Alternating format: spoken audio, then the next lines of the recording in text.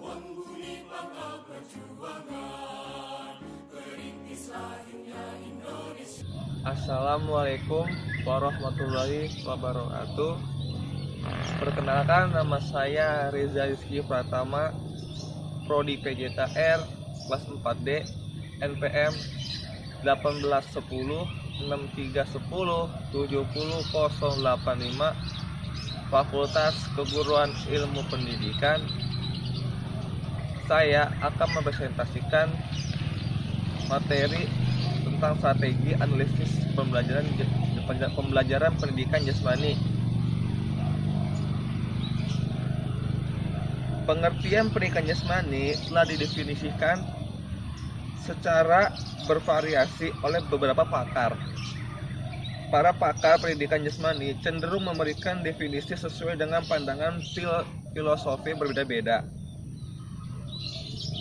Boucher mengatakan bahwa pendidikan jasmani sebagai bagian integral dari pendidikan keseluruhan yang mencapai tujuan untuk mengembangkan kebugaran jasmani, mental, sosial, dan emosional bagi masyarakat dengan wahana aktivitas jasmani. Sedangkan Scholik dan Lutan memaparkan bahwa pendidikan jasmani sebagai mata pelajaran di sekolah dengan kegiatan pendidikannya yang mempunyai tujuan untuk pertumbuhan dan perkembangan jasmani, rohani, sosial, emosional, dan intelektual. Pembelajaran merupakan proses dari aktivitas belajar seseorang yang tujuannya untuk menambah pengetahuan dan mengembangkan pengetahuan dalam diri dia melalui pelayanan yang dikenal dengan belajar. Menurut Lutan, bahwa belajar adalah perubahan perilaku sebagai hasil dari pengalaman, bukan karena pengaruh faktor keturunan atau kematangan. Perubahan yang diharapkan bersifat melekat atau menempel sepenuhnya dalam diri seseorang tersebut. Penjelasan pendidikan jasmani menurut Sukintala mengandung pengertian tentang bagaimana para guru mengajarkan sesuatu yang baik bersifat teori maupun praktek kepada siswa. Tetapi di samping itu terjadi juga suatu peristiwa di dalam dua kejadian langsung, di mana ada satu pihak yang menerima dan ada juga satu pihak yang memberi.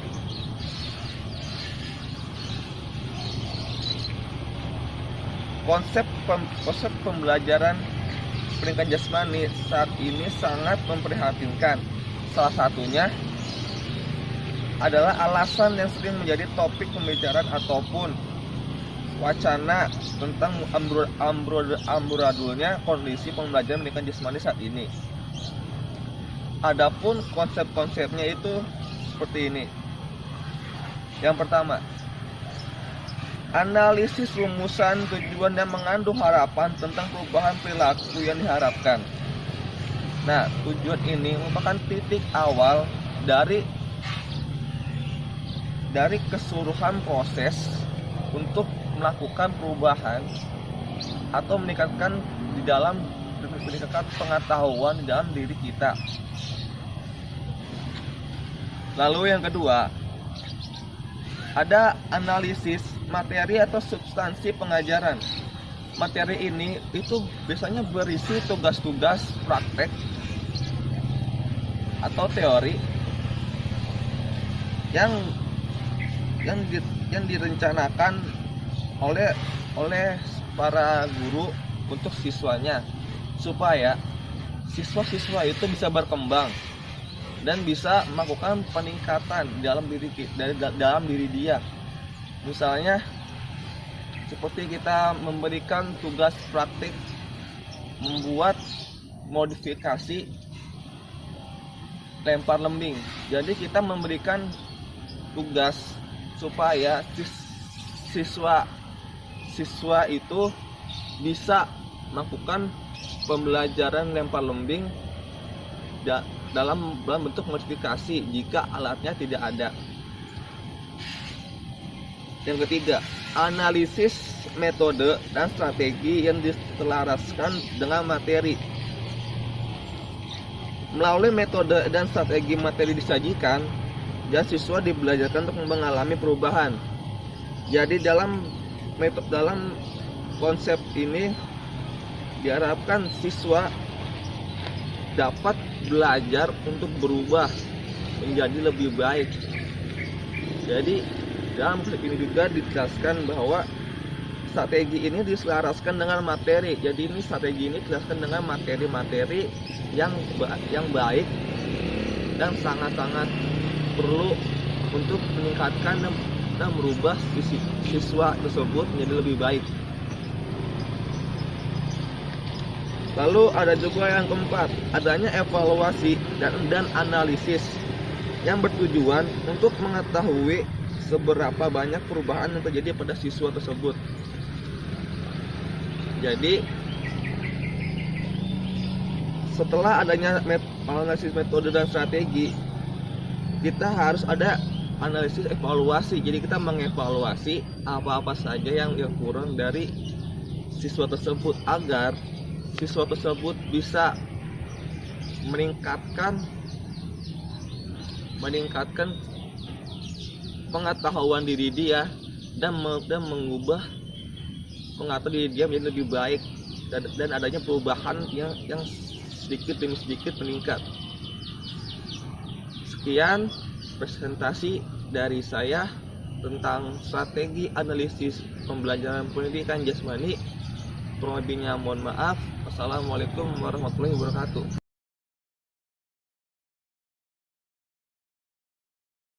Assalamualaikum warahmatullahi wabarakatuh.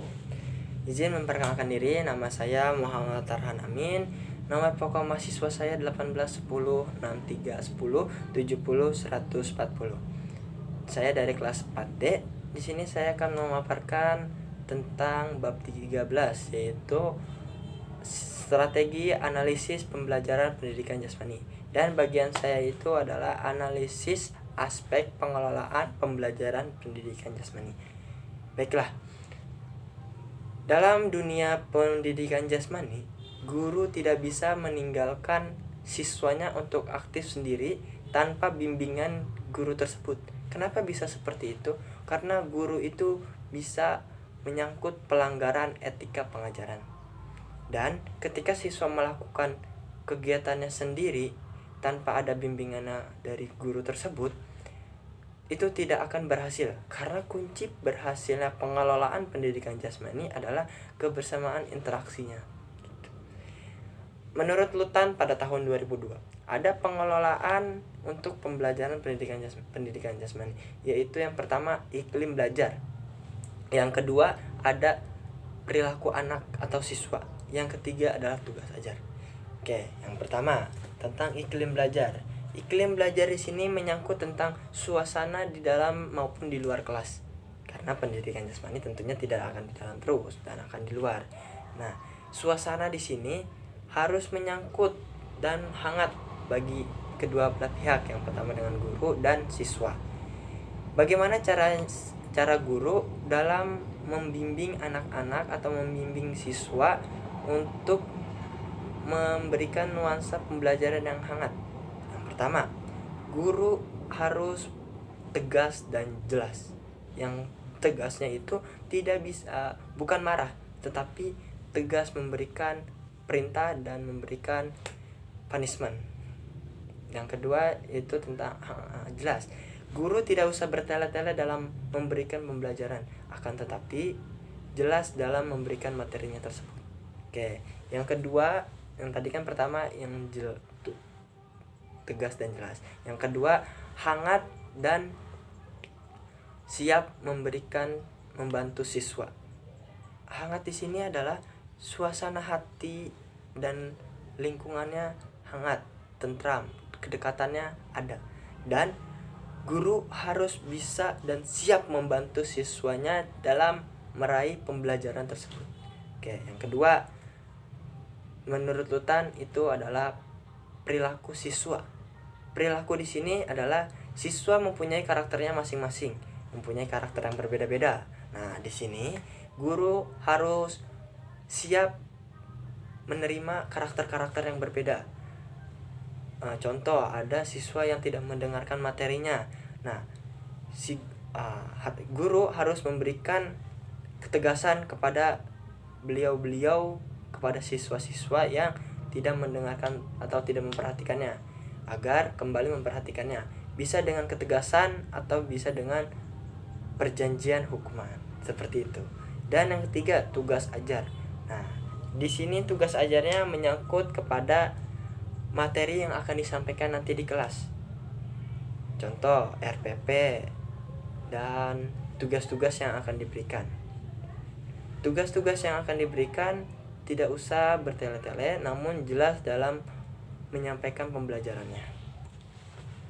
Dan tugas ajar di sini itu pemilihan materi yang akan disampaikan dan cara pengemasannya. Baiklah, kesimpulan, ada 10 prinsip penting dalam penyelenggaraan pendidikan jasmani, yaitu sebagai berikut. Yang pertama, penyediaan alokasi waktu yang memadai bagi mata pelajaran pendidikan jasmani. Yang kedua, adanya harapan dari pihak guru mengenai perubahan perilaku siswa. Yang ketiga, pengolahan kelas dan pengolahan siswanya. Yang keempat, ada tugas diseleksi dan disajikan sehingga bermakna bagi siswa. Yang kelima, guru yang efektif akan selalu efektif. Yang keenam, pengajaran yang efektif juga ditandai oleh situasi, yakni semua siswa aktif tanpa pengecualian. Yang kedelapan, dengan bimbingan yang baik, lambat laun siswa bisa aktif secara mandiri tanpa harus disuruh. Yang kesembilan, pengajaran yang efektif ditandai oleh suasana yang bersemangat dan hubungan yang hangat antara guru dan siswa. Dan yang terakhir adalah pengajaran yang efektif memberikan kesempatan kepada siswa untuk memperoleh kembali informasi tentang keberhasilan pengajaran. Baiklah, sekian dari saya. Wassalamualaikum warahmatullahi wabarakatuh.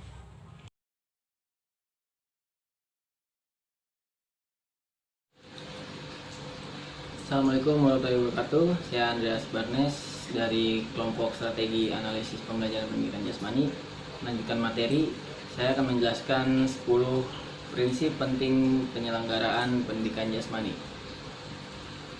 Yang pertama, ada penyediaan alokasi waktu yang memadai bagi mata pelajaran pendidikan jasmani. Penyediaan alokasi waktu ini sangat penting agar penyampaian materi juga bisa tersampaikan dengan keseluruhan. Yang kedua, adanya harapan dari pihak guru mengenai perubahan pada perilaku siswa. Di dalam pendidikan jasmani ini tidak hanya psikomotor atau keterampilan gerak yang dilatih, tapi juga ada kognitif dan afektif. Nah, afektif ini bisa merubah dari sikap dan perilaku siswa. Yang ketiga, pengolahan kelas dan pengolahan siswa. Yang keempat, ada tugas diseleksi dan disajikan sehingga bermakna bagi siswa. Jadi tugas ini tidak asal diberikan, tapi dipilih atau diseleksi terlebih dahulu agar mengena dan bermakna bagi siswa dan juga akan nempel di kepalanya. Yang kelima, ada pengaturan tempo dan pemilihan saat yang tepat. Tempo ini dalam pengajaran juga sangat penting juga agar tidak kecepatan, tidak lambat, juga tidak terlalu lambat juga, agar materi yang tersampaikan juga dapat diterima dengan baik oleh siswa. Yang keenam, guru yang efektif selalu efektif. Yang ketujuh, ada pengajaran yang efektif juga ditandai oleh siswa yang aktif. Jika pembelajaran dari kita atau guru ini menarik dan membuat senang, maka otomatis siswa juga tersebut akan aktif. Dan yang ke-8, dengan bimbingan yang baik, lambat laun siswa juga bisa aktif secara mandiri. Ya, dengan membuat pelajaran menjadi senang, maka secara langsung juga membuat siswa menjadi aktif secara mandiri tanpa kita harus menyuruh atau sebagainya dengan cara yang berlebihan. Yang lalu selanjutnya yang 9 ada dengan bimbingan yang baik akan terjadi interaksi yang hangat antara siswa dan guru. Seperti poin sebelumnya, jika kita membuat senang di dalam pelajaran, maka siswa juga akan tertarik dan menjadi enak lah pokoknya dengan guru juga. Ini hangat interaksinya. Yang terakhir, pengajaran yang efektif memberikan kesempatan kepada siswa untuk memperoleh kembali informasi tentang keberhasilan mengajar. Yang terakhir ini berkaitan dengan evaluasi, apa saja yang kurang atau bisa jadi diulang kembali nantinya. Terima kasih.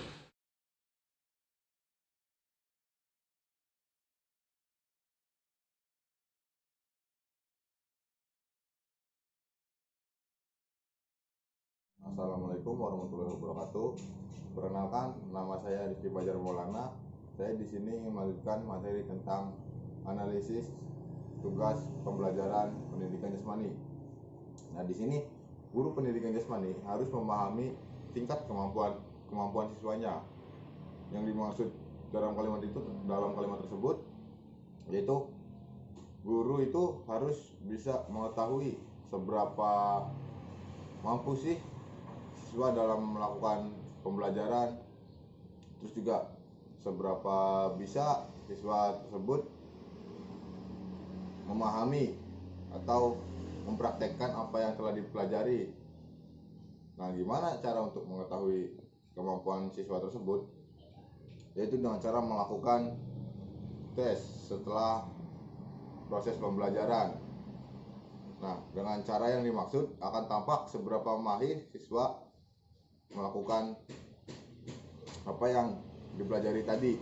Semisal siswa disuruh memukul bola yang dilambungkan oleh temannya. Nah, siswa diberi kesempatan 3 kali untuk melakukan kesempatan memukul bola yang dilambungkan oleh temannya. Jika siswa tersebut tidak mengenai bola sama sekali, maka gerakan tersebut harus segera dirubah oleh guru. Mengapa? Karena pembelajaran tersebut tidak maksimal, karena siswa tersebut tidak bisa memukul bola. Nah, maka dari itu guru harus mencari alternatif lain, seperti bola jangan dilambungkan oleh temannya, tapi bola tersebut diikat di tonggak atau di pagar. Nah, siswa tersebut disuruh memukul bola yang sudah dipasang di tonggak atau pagar tersebut. Nah, mengenai cara di atas, bisa juga siswa itu akan lebih mudah memukul bola yang digantungkan di tonggak. Kenapa seperti itu? Karena bola tersebut diam. Nah, tugas dari guru tersebut harus dirubah menjadi tugas geraknya itu memukul bola yang diletakkan di atas tonggak. Jadi intinya siswa dapat memukul bola dengan benar, dengan teknik yang benar, dan mengenai bola tersebut. Nah, dari situ akan lebih mudah diperagakan oleh siswa dan lebih mudah dicerna. Nah, selanjutnya yang kedua, guru dapat menentukan cara mengatasi kesulitan yang dihadapi oleh siswa. Jadi setelah diadakan tes-tes tersebut, guru harus bisa menentukan apa sih masalah yang dihadapi oleh siswa. Semisal pada passing bagian bawah. Nah, passing bagian bawah itu apa saja yang menjadi kesulitan siswa? Misal pada perkenaan bola pada tangan, atau menghafal tangan, teknik menghafal tangannya, atau posisi kuda-kudanya. Nah, dari situ guru itu harus bisa memperhatikan dan memberi pengarahan, serta memberi untuk siswa itu benar melakukan teknik passing bagian bawah, perkenaan bola, kuda-kuda, dan lain sebagainya. Baik, sekian presentasi dari kelompok kami. Kurang lebihnya mohon maaf. Wassalamualaikum warahmatullahi wabarakatuh.